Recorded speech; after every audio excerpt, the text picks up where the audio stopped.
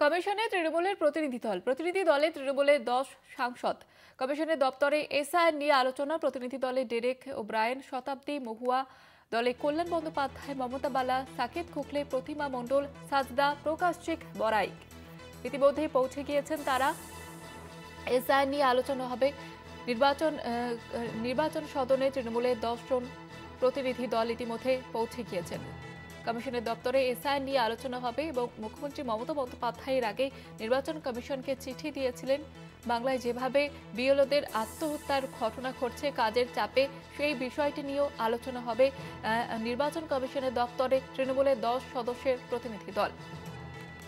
আপনাদের যেমনটা জানাচ্ছিলাম যে তৃণমূলের 10 সাংসদ নির্বাচন সদনে ডেরেক ওব্রায়েন, শতাব্দী, মহুয়া মৈত্র, দলে কল্যাণ বন্দ্যোপাধ্যায়, মমতা বালা ঠাকুর, সাকেত গোখলে, প্রতিমা মণ্ডল, সাজদা, প্রকাশচিক, গড়াইক তারা ইতিমধ্যে নির্বাচন কমিশনের সদনে।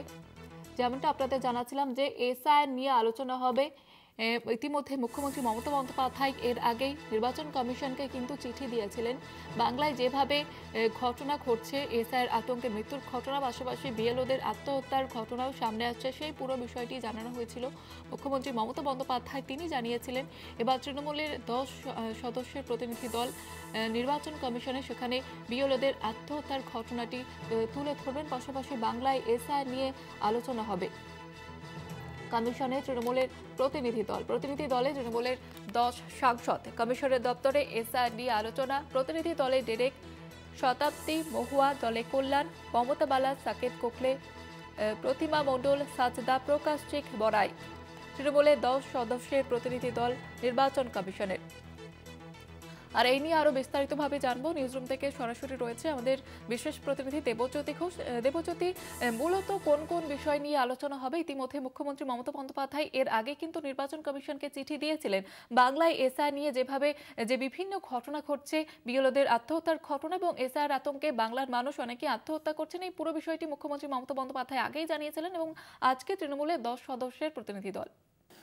দেখো, জাতীয় নির্বাচন কমিশন এবং বিজেপি একসাথে কাজ করছেন এই এসআইআর প্রক্রিয়ায়, এবং তাতেই তৃণমূল কংগ্রেসের পক্ষ থেকে তীব্র প্রতিবাদ করা হয়েছে একাধিকবার। তৃণমূল কংগ্রেসের দাবি, জাতীয় নির্বাচন কমিশন এবং ভারতীয় জনতা পার্টি যৌথ সঙ্গত করেই কিন্তু যে এই এসআইআরকে অকালভাবে নিয়ে এসেছেন, এবং যে সময় পশ্চিমবঙ্গে নির্বাচন আর কয়েক মাস বাকি আছে, তার আগে হঠাৎই তড়িঘড়ি করে যে জাতীয় নির্বাচন কমিশন এ রাজ্যে এসআইআর করতে চাইছেন, তা নিয়েই কিন্তু তৃণমূল কংগ্রেস প্রথম থেকে প্রতিবাদ করছেন। তৃণমূল নেত্রী মমতা বন্দ্যোপাধ্যায়, অভিষেক বন্দ্যোপাধ্যায় প্রতিবাদে তারা রাজপথে নেমেছিলেন। কিছুদিন আগে মমতা বন্দ্যোপাধ্যায় জাতীয় নির্বাচন কমিশনকে একটু চিঠি দিয়েছিলেন। তারপরে তৃণমূল কংগ্রেসের পক্ষ থেকে অভিষেক বন্দ্যোপাধ্যায়ের নেতৃত্বে একটি তারা ভার্চুয়াল বৈঠক করেন। সেখানে 10 সদস্যের একটা সাংসদ দল তারা তৈরি করেছেন, যারা ইতিমধ্যে জাতীয় নির্বাচন কমিশনের দিল্লিতে যে সদর দপ্তর, ইতিমধ্যে সেখানে পৌঁছে গেছেন। কিছুক্ষণের মধ্যেই তারা কিন্তু জাতীয় নির্বাচন কমিশনারের সঙ্গে বৈঠক করবেন, কারণ জাতীয় নির্বাচন কমিশনের কাছে ইতিমধ্যে তৃণমূল কংগ্রেসের পক্ষ থেকে দাবি করা হয়েছিল প্রতিনিধি দল দেখা করতে চান। সেই মতোই কিন্তু জাতীয় নির্বাচন কমিশনের পক্ষ থেকে সময় দেওয়া হয়েছে। ডেরেক ওব্রায়েন, শতাব্দী রায় থেকে শুরু করে তৃণমূল কংগ্রেসের প্রথম সারির নেতারা সকলেই রয়েছেন কল্যাণ বন্দ্যোপাধ্যায় থেকে শুরু করে মমতা বালা ঠাকুর, সাকেত গোখলে, তারা কিন্তু ইতিমধ্যেই পৌঁছে গেছেন। তৃণমূল কংগ্রেসের যেটা দাবি যে বেশ কয়েকজন মানুষের মৃত্যু হয়েছে, তাদের ক্ষতিপূরণের ব্যাপারে জাতীয় নির্বাচন কমিশন কি করছে, যেসব বিএলও যারা সরকারি আধিকারিক তাদের মৃত্যু হয়েছে, তার জন্য জাতীয় নির্বাচন কমিশন কেন কী পদক্ষেপ নিয়েছে। এখনও পর্যন্ত যেখানে জাতীয় নির্বাচন কমিশনের তথ্য অনুযায়ী যে পুরো ফর্ম যে বিতরণ, সেই বিতরণ প্রক্রিয়ায় পুরোপুরি সম্পন্ন হয়নি, সেখানে এখনও কিছু মানুষ তারা ফর্ম পায়নি, অর্থাৎ এসআইআরের যে ফর্ম তারা পাননি তা, এবং আগামী কয়েকদিনের মধ্যেই সেই ফর্মগুলিকে আবার সংগ্রহ করে তাদের জমা করতে হবে, আপলোড করতে হবে।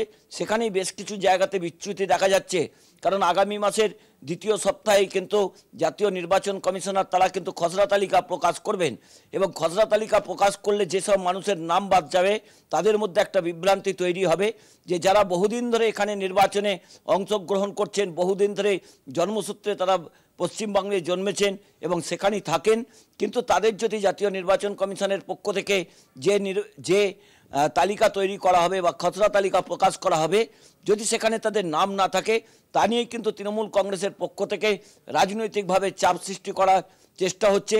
এবং তৃণমূল কংগ্রেসের প্রায় 18,000 তৃণমূল কর্মী যারা BLO 2 হিসেবে কাজ করছেন, তারা কিন্তু রাজ্য জুড়ে তারা BLOদের সঙ্গে সঙ্গত করে সমস্ত পরিবারের পাশে দাঁড়াচ্ছেন। এবং তৃণমূল কংগ্রেসের পক্ষ থেকে বেশ কিছু জায়গাতে ক্যাম্প করা হয়েছে যাতে পুরো প্রক্রিয়া ঠিকমতো করে হয়। অর্থাৎ BLOদের যে মৃত্যু হচ্ছে তাদের উপর যে মানসিক চাপ সৃষ্টি করা হচ্ছে, এবং সেখানে ভারতীয় জনতা পার্টির বেশ কয়েকজন নেতা বলেছিলেন বিহারে যারা BLOরা ঠিকমতো কাজ করেননি তাদের সাসপেন্ড পর্যন্ত করা হয়েছে। অর্থাৎ